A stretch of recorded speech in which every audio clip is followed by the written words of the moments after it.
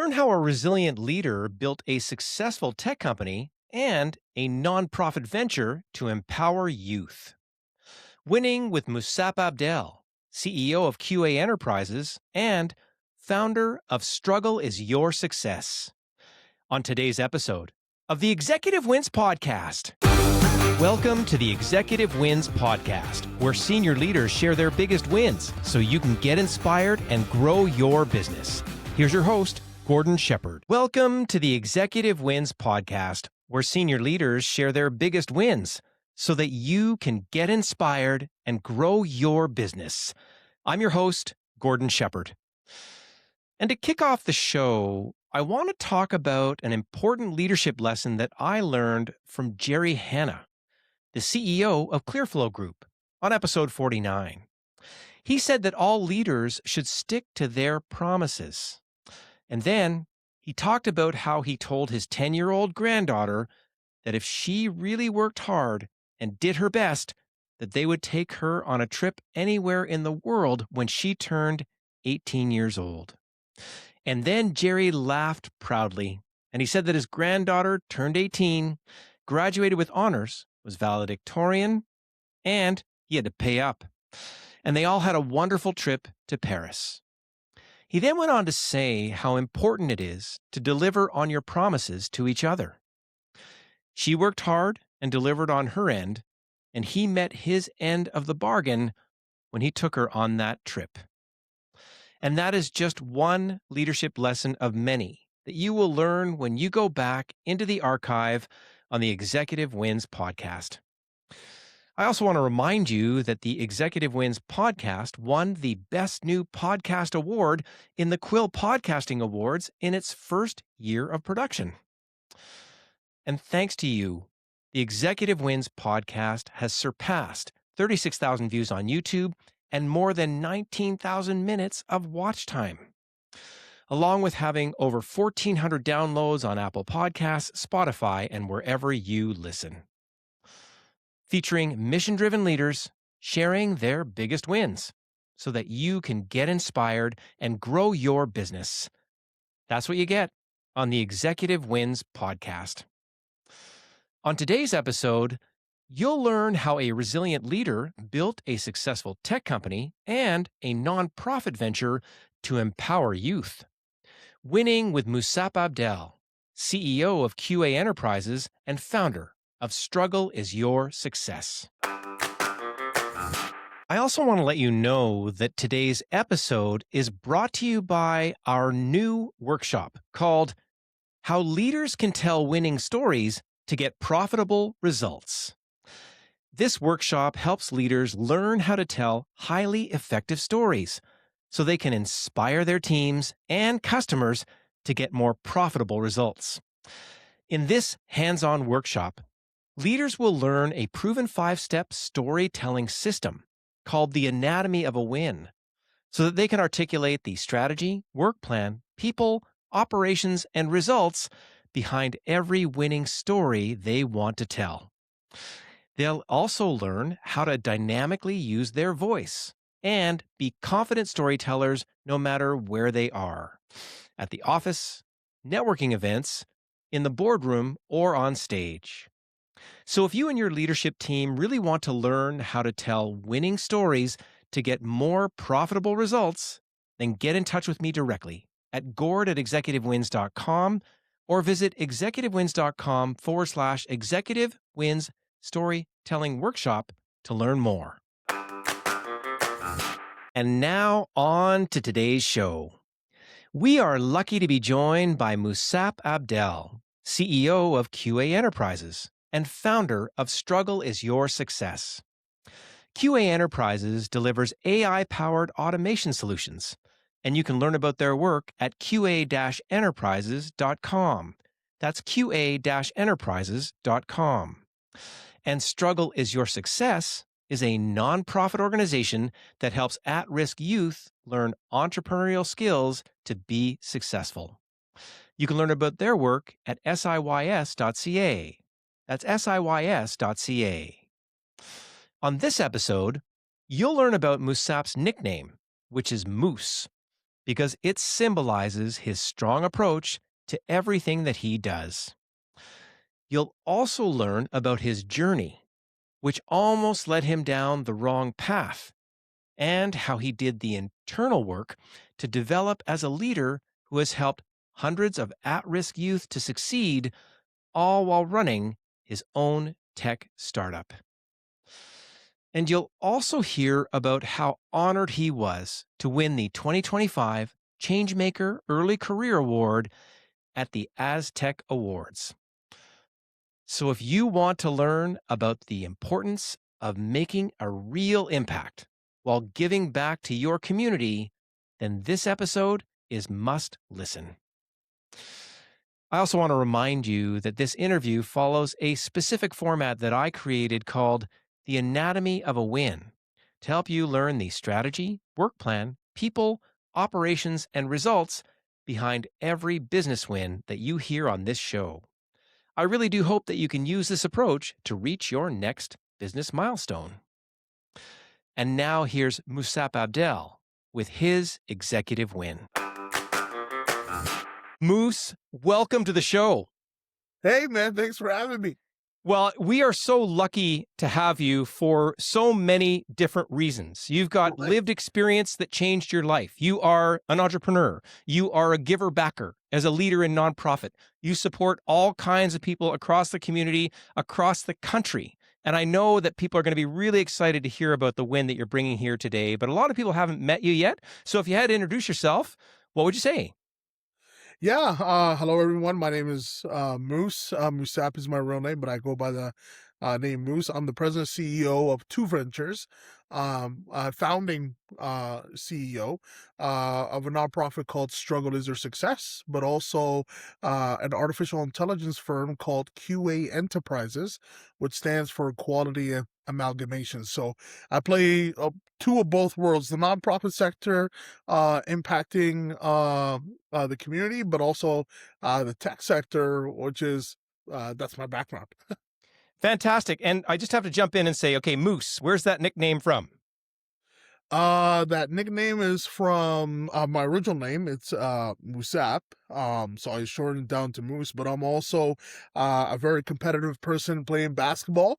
So a lot of people couldn't pronounce my name. So I'm a big guy, playing basketball and also playing football and different kind of sports. So I'm a moose with two horns, very competitive. And if you look at the animal of a moose, he's always competitive, big, and always, very silent, but also very aggressive. Won't take no for an answer. So if you're hunting for a moose in the forest, they're always quiet with big horns, right? And once you stare at them, they come for you. And I love that you brought up the silence, because those, like a moose run, you just said it. So I hear you're coming silently, but you're coming powerfully, and you don't take no for an answer. That's just fantastic. So lucky to hear it, the origin for that nickname. You have two ventures you've described. I need you to talk a little bit more about Struggle Is Your Success and really give us a feel for that one. And then we also want to learn about your private business as well. Go ahead. Sure. Yeah. Struggle is Your Success is an innovative Black non-for-profit that focuses on supporting youth at risk for racialized, marginalized, stigmatized communities. And we're teaching them entrepreneurial skills through the Calgary's ecosystem, Alberta's ecosystem, and Alberta's ecosystem. So that's basically what we do. And it's so good that that's happening there. And that comes a little bit from your own history. Is that fair that you started this up, or is that okay to bring in that part of the story? Yeah, absolutely. So myself, I was a youth at risk. I was lost in life, intergenerational trauma, and an identity crisis, didn't know who I was. I had family in the US. Was I representing the United States, or was I representing Canada? Or was I representing back home, which is Sudan? Or looking at my, family that's in Egypt, So yeah, struggled multiple times throughout my life. It was never an easy journey.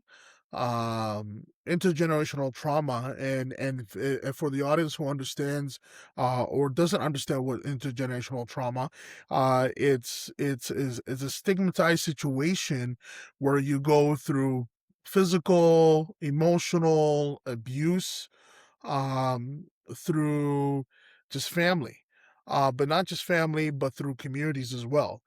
There's that cultural stigma where we strive for perfection and how to become a man, and then a man is not allowed to cry or share any type of feelings or things like that, you know what I mean. So I was on a bad path, a very very very very dark one. But what changed me and what helped me is mentorship, and then through mentorship, I had the opportunity to go back home and look at how people in third world countries such as Sudan and the other countries, Kenya, how the youth there were on a survival mindset, right? And no access to clean water, or no access to proper education, and they would build ventures out of nothing, right? So I founded that, founded struggle as their success, and I felt that we all go through struggles. We struggle through university for 4 years to get our degree, but the success is the degree. But 4 years of struggle, we struggle through building our ventures. You go through bankruptcy, but then the success is community impact. So there's a lot of stuff through that, through struggles or success, and we wanted to embark the spirit of the entrepreneurial journey. Well, and so I can hear you had lived experience. You've got a global perspective. How lucky that we've got this multi-continent, multi-country perspective that you're bringing to what you're talking about. You had your Absolutely. own moments that were down and negative, but you were able to get mentorship along the way and then become a mentor of sorts, but go way beyond mentorship. Starting up a nonprofit is a big deal. I don't mean to go through the whole history. I just think people are needing to know about this more. I think they need to reach out to you and say, wait a second, this struggle is your success. And then there's something about secret sauce that you put into that, because you've helped hundreds of kids in the Calgary area. Is that correct? Correct. We're surpassed 500 plus to date. 500 plus. And when you see them walk in the door, they're not walking in to see somebody that you've been there, done that in your own way. It's not the exact story that these people would have, but it's immediately relatable, immediately able then, I'm sure, to get connection and then build capacity in the areas that you're talking about. And I love where you jumped. You said, wait a second, I met people with no means who were starting businesses where they had no rights to be starting businesses, but they were. And then that spirit is now in the work that you do there. Well, how lucky. We could do a whole podcast, I'm sure, about struggle as your Yeah, success, which would be absolutely. super cool. And then this also, I just need a few sentences about your private venture, because you said you've got a tech background and now you're in the AI space. So tell me a little bit about your own company. Yeah, so our own company, QA Enterprises, it's an artificial intelligence firm. It stands for not quality assurance, it's quality amalgamation. And why we're amalgamating things is, if you look at the rise of artificial intelligence, it's come as a massive wave. There's external tools, there's custom tools, there's internal tools, and what we wanted to do is bridge the gap in amalgamating these tools together to reduce burnout for corporate companies, but also improve productivity, efficiency in the tech sector, and for companies that can able to use AI in a very ethical and respected manner, where they understand where their data is stored, but also understands AI governance and ethical frameworks. Well, and I love speaking with you before this interview. I just like the practical part. You're actually meeting people where they're at today, as opposed to a hype concept. It's not like this future kind of thing. You're meeting people right where they are. Is that fair? Exactly, 100%. I love it. And I think I'm going to the PhD School of Moose right now. We've got a good feel for, we've got some tough history. We've got some mentorship. We've got a transitionary period in there where you were a certain way and then you were another way. But not only were you just becoming somebody who could have got a job, I'm sure, and had a pretty comfortable thing. You started a nonprofit that's helped hundreds, over 500 kids, unbelievable. And now you got your own company as well, where you have a very practical approach.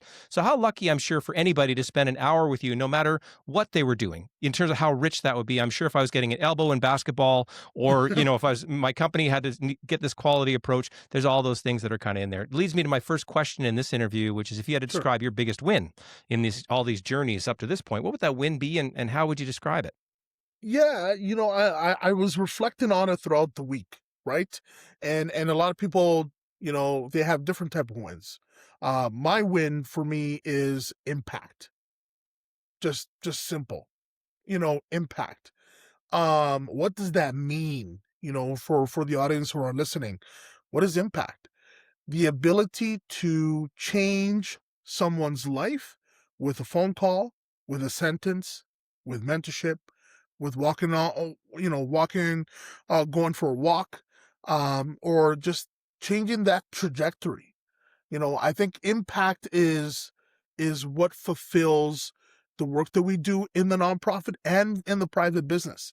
I understand that money's important, right? We all need to put food on the table, right? But how would it be so cool if you can earn money with and be fully satisfied, right? In a way that you've changed someone's life. How lucky that you've got that level of clarity. And I love the one word answers. Randy Volk was on. Randy's from Medicine Hat. He runs an irrigation landscaping business. I said, Right. "What's your win?" Randy goes, "People." Just like that. And I heard you say impact. And that's the tip of the mountain, like that we're about to explore here. Because when Yeah. you say that, and I just have to jump in and say, there would be hundreds of examples, but do you have a good example of an impact moment? I like this walk along, a sentence, a phone call. Is there one that comes to mind that you like to share as a story, to demonstrate that? Wow. Yeah. And it doesn't have to be the perfect one. Just, first name of somebody, and then what was that moment like? Yeah, I think there's one in the nonprofit side. We had Izzian and Matthew. Okay. Izzian was when he first started our program. Before he started our program, he was a little bit lost. And throughout the program after he graduated on the nonprofit side, he is now a filmmaker and an engineer. But he is producing filmmaking in the engineering sector because he felt that the engineering sector was not showcased in Alberta properly. Everybody was talking about pipelines and and oil and gas and civil engineering, or the types of sectors in the engineering space. But he's like, how can I build a story and tell the story where people can love engineering? So he graduated from our program, and he built his venture, and he's now in school, and it's incredible. That's And when one he story. entered your program, he might have been on a downward slope. You know what I mean? Or there's something precarious, because if they're entering your program, there's something amiss. Yeah. But through the program and the mentoring and those things, and again, there's another whole podcast about Izzy's journey through your world. But why the impact? You set up the nonprofit. You set up the structure for him to come through and allow that to occur. And I say there's dozens of people that we're not naming here right now that have been part of your journey to support these things along the way. But the impact, it's a great story of impact, because we now hear somebody entering your world, and we could pull out, I'm sure, dozens of other impact stories if Yeah. I tapped you right now. But thank you so much for that example, That's one. because That's on the nonprofit side. So on the profitable side, there's an impact story there. go ahead. Yeah, yeah. Yeah, on the profit side, when we started QA Enterprises, we started it right at before, just a week before OpenAI was launched in November 2022. Okay, and I sat down with my partners.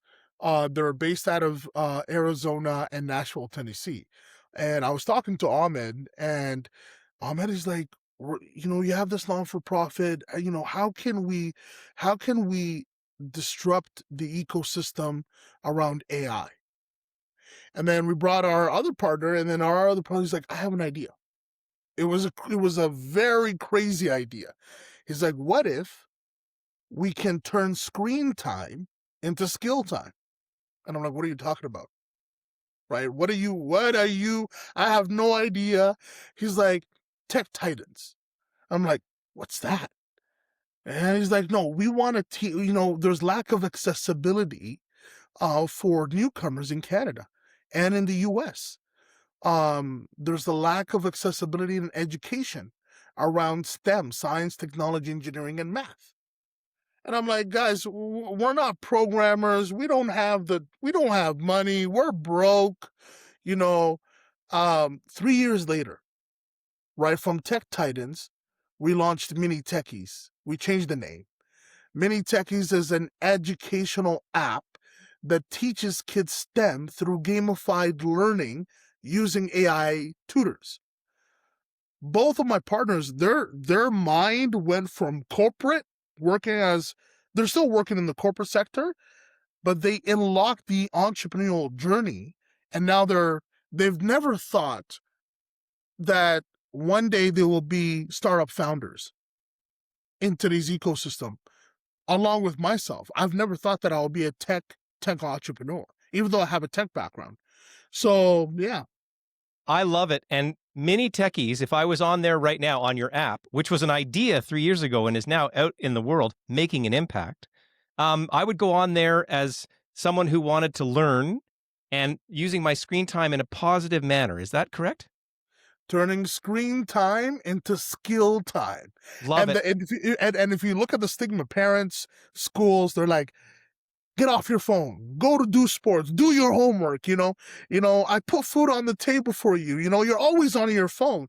And we wanted to like bring that innovation spice to it, and say, how can we leverage these youth where they're so innovative and very creative, where they're on TikTok, they're dancers, they're on Instagram, they're on Snapchat, but turning that screen time where they know there should be no stigma between the educational sector and within the parental sector, with the parents as well. So just innovative learning.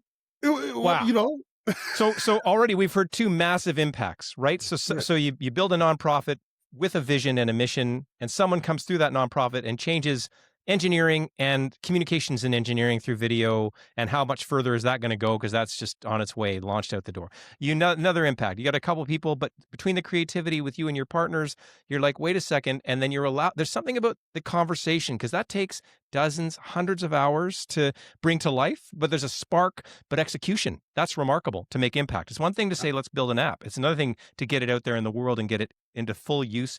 Wow. That's just two again of, I don't know how many stars on the Walk of Fame you're going to end up with, but it's a bunch. And I think that's just wonderful to hear examples of the impact, because that's what you talked about as the win.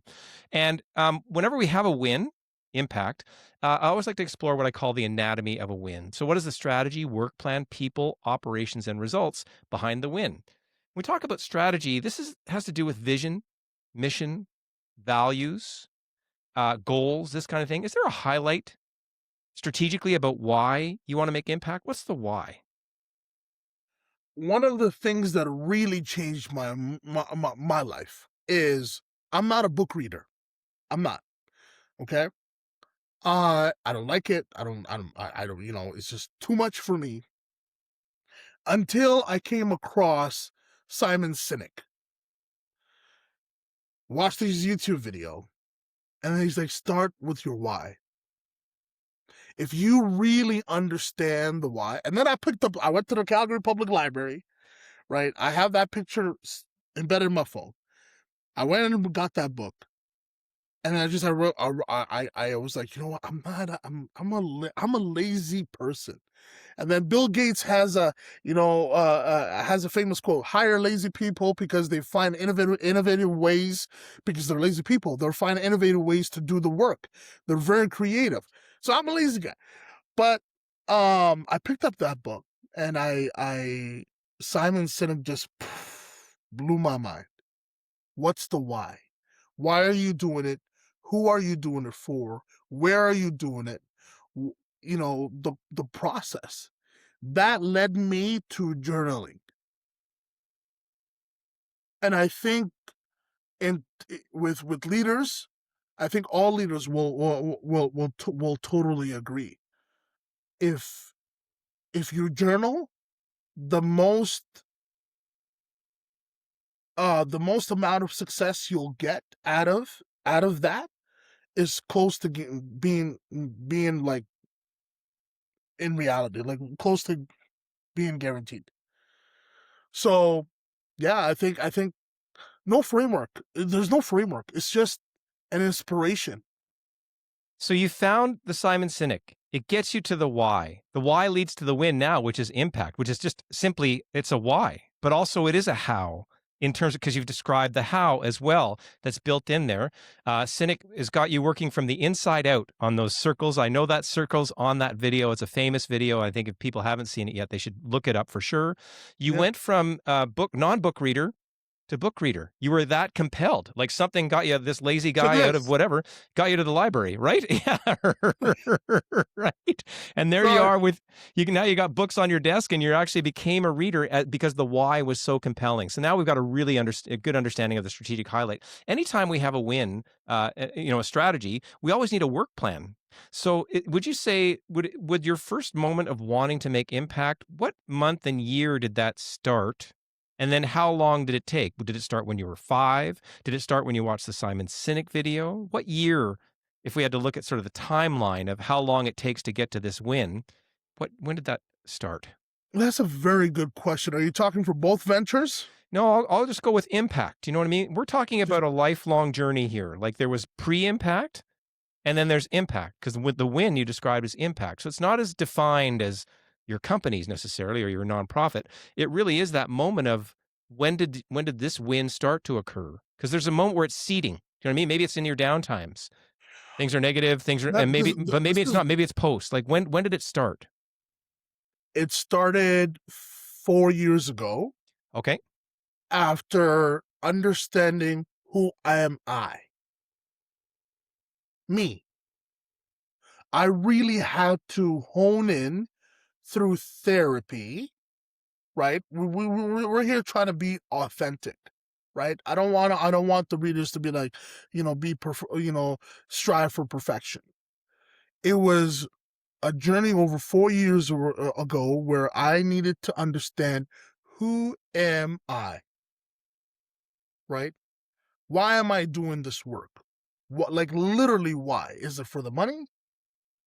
Like I had to understand my authentic self. That is so hard to do, Gordon. I could not tell you. Yeah, it's a process. I'm just trying to imagine there's a moment when you didn't want to explore your authentic self. Maybe for the majority of your life, if you're talking about just the last 4 years being this clarity that you've gotten into.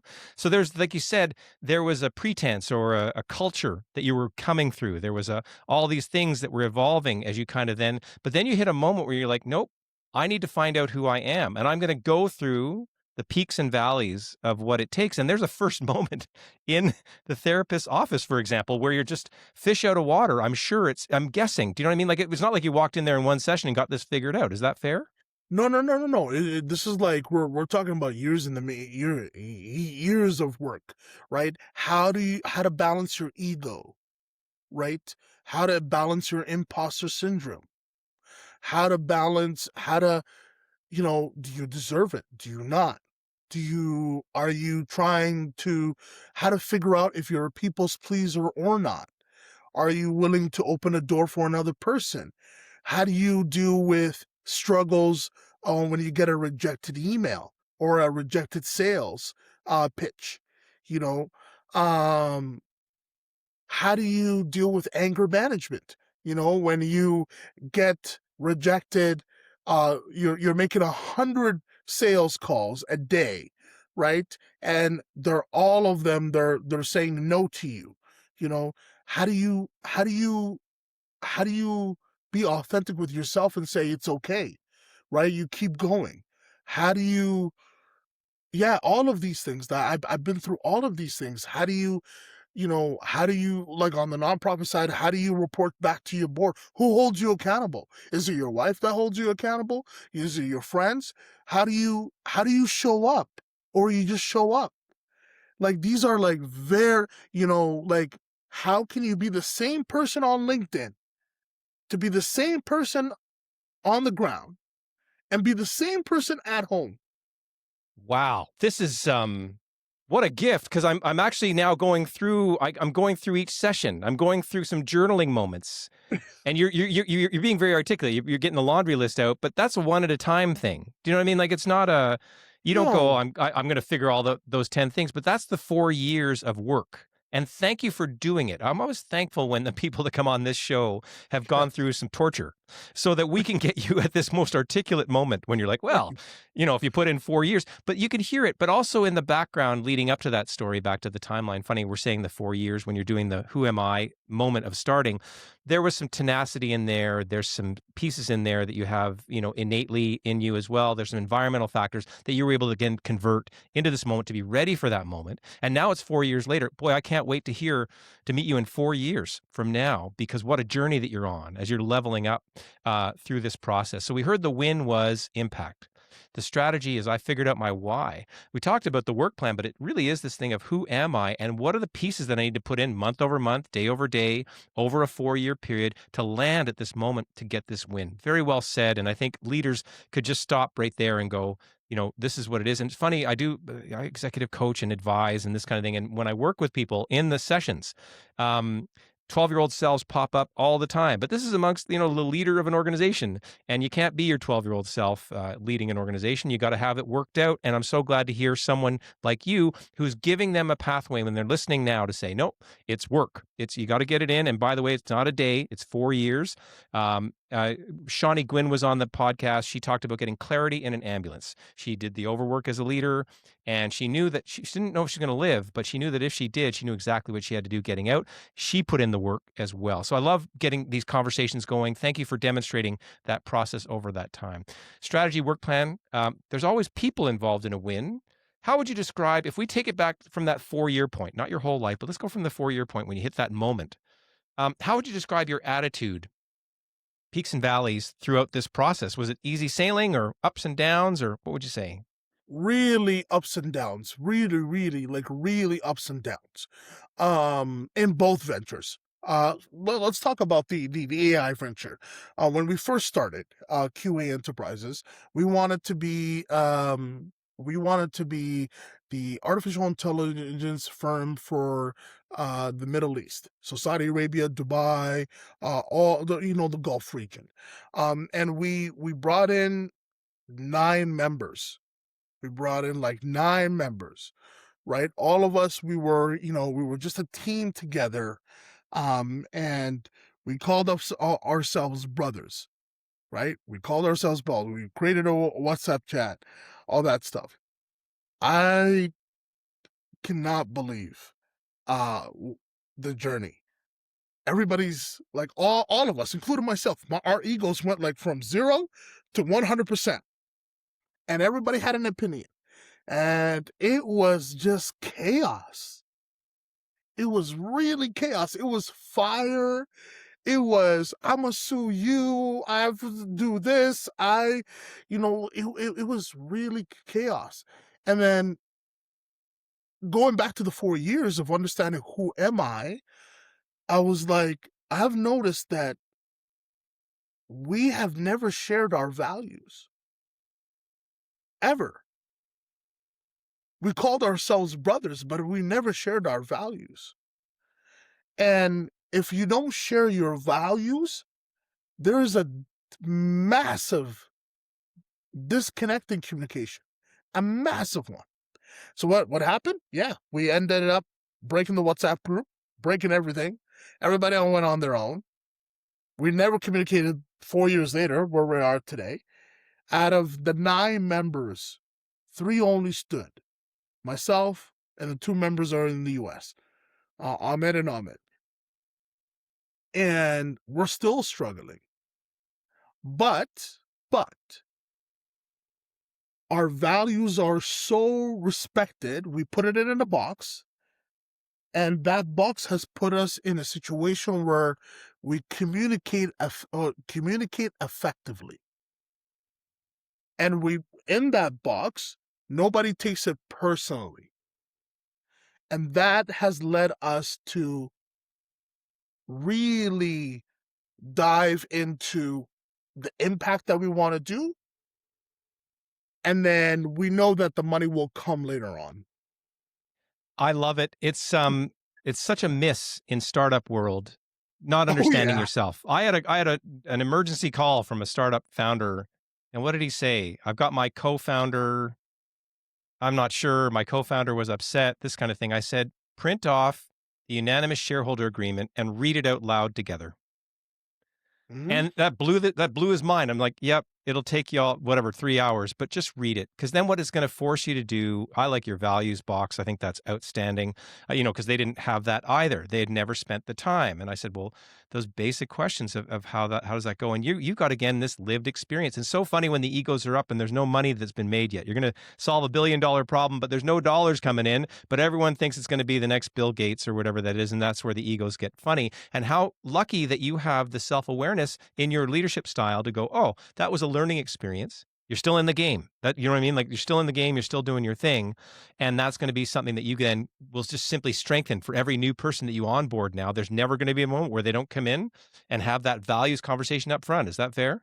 Yeah, yeah, absolutely. And one of my partners just said to me just 2 weeks ago. He said we're gonna meet in person.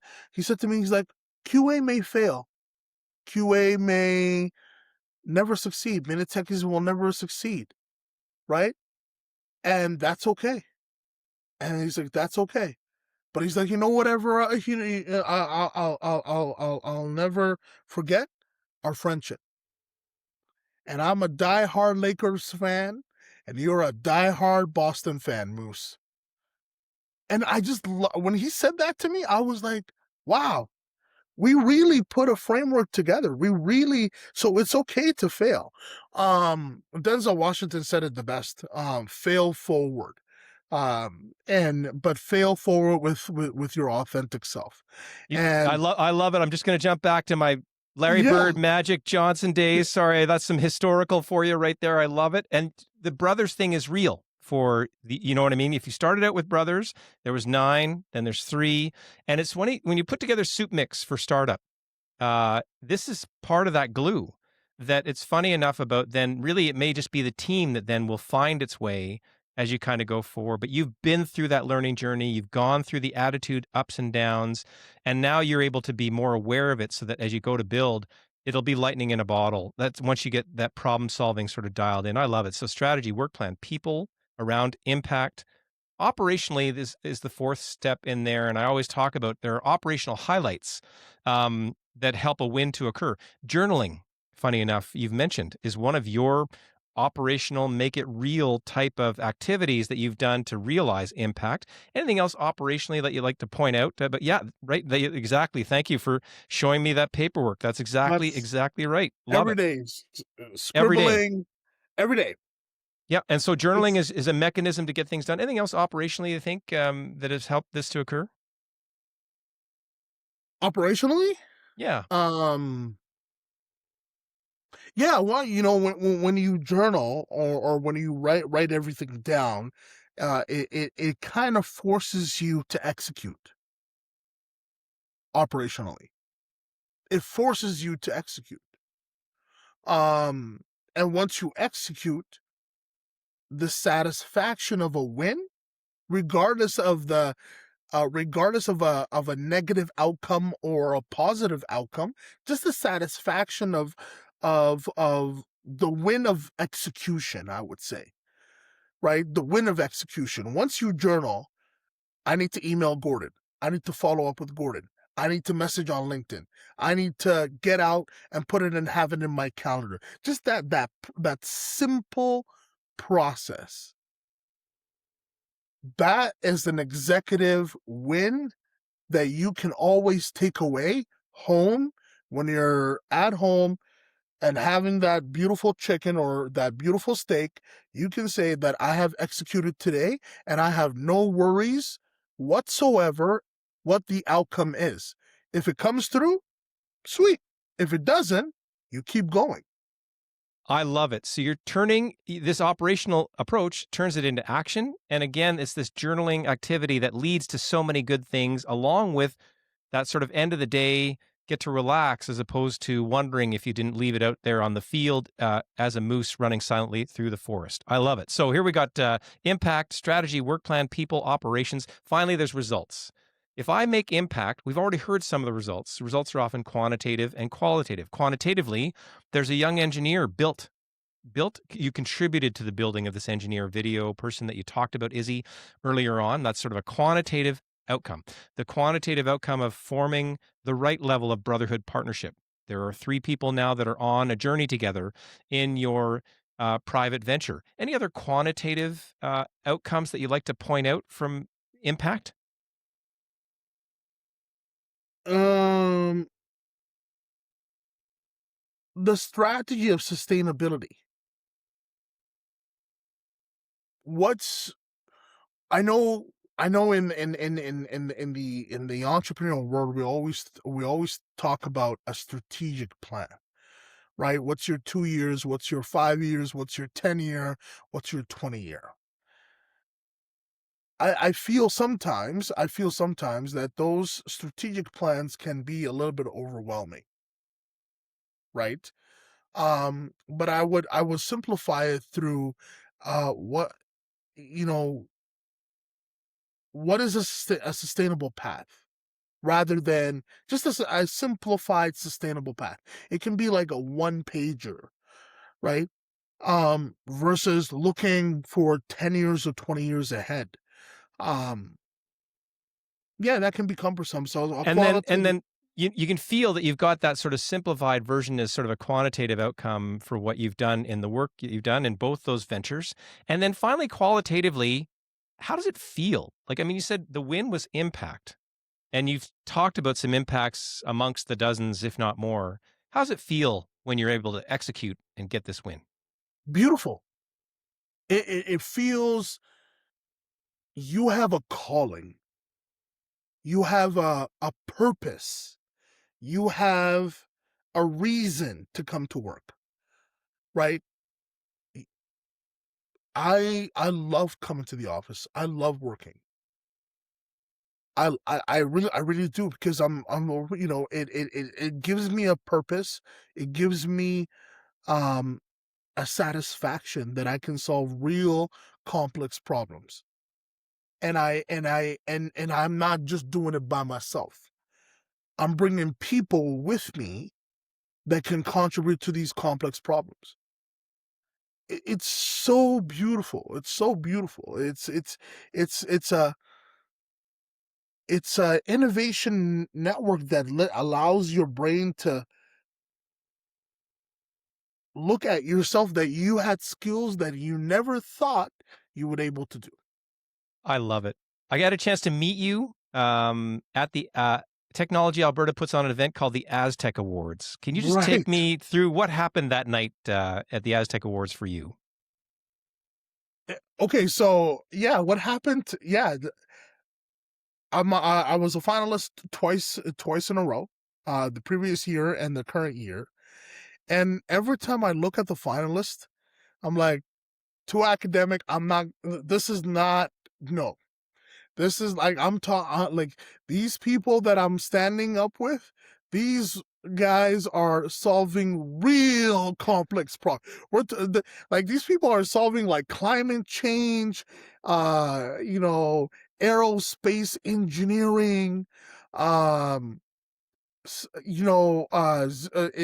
oil and gas emissions and productivity through, the next pipeline that's going to be built, artificial intelligence and data sets, some massive, massive big words. When I won, I was like, who, me? A guy who works for the kids? Really? What happened that night was unbelievable.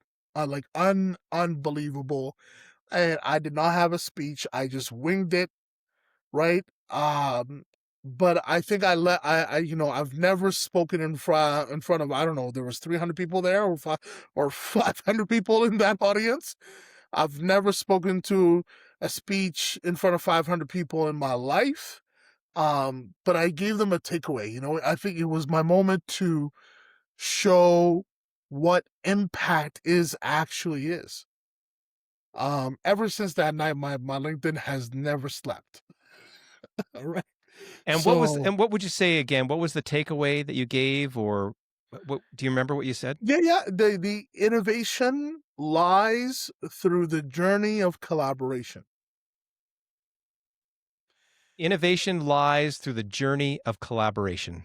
Correct. Wow. This has Yeah. been just such a lucky time spent with you. I'm so glad we met. Thanks for winning an award. Thanks for putting it all together that we can learn so much as leaders from you and your journey up to this time. I always like to leave a few sentences for you. If you were talking to a young leader, another leader right now, and you had a few sentences to leave for them, what would be something that you would say to make an impact on their leadership journey? That's a tough question, man. Really. I don't like to get, give things without like a real tangible takeaway.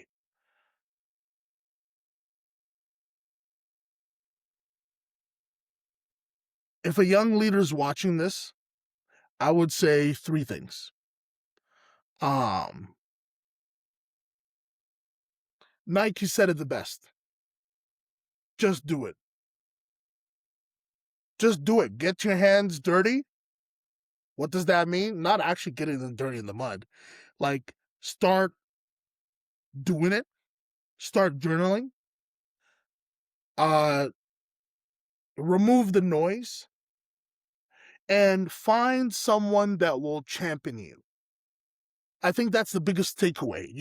A lot of people that are like, don't do this, don't do this. Find someone that will invest in you, right? And be there for you no matter what. That is just Yeah, a wonderful, wonderful finish to a fantastic interview that I've learned a ton from. People yeah. have gotten to meet you. Moose, thank you so much for being on the show. Thank you, man. I appreciate it. This is incredible. Be resilient. Find someone who will invest in you and make an impact. That is how Musap Abdel and his team win every day.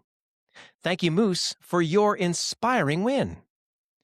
And if you enjoyed listening to this episode, then make sure to check out our upcoming episodes, which include how to successfully deal with a cyber attack by being well prepared, winning with Jesse Hill, CEO of Tier 3 IT Solutions.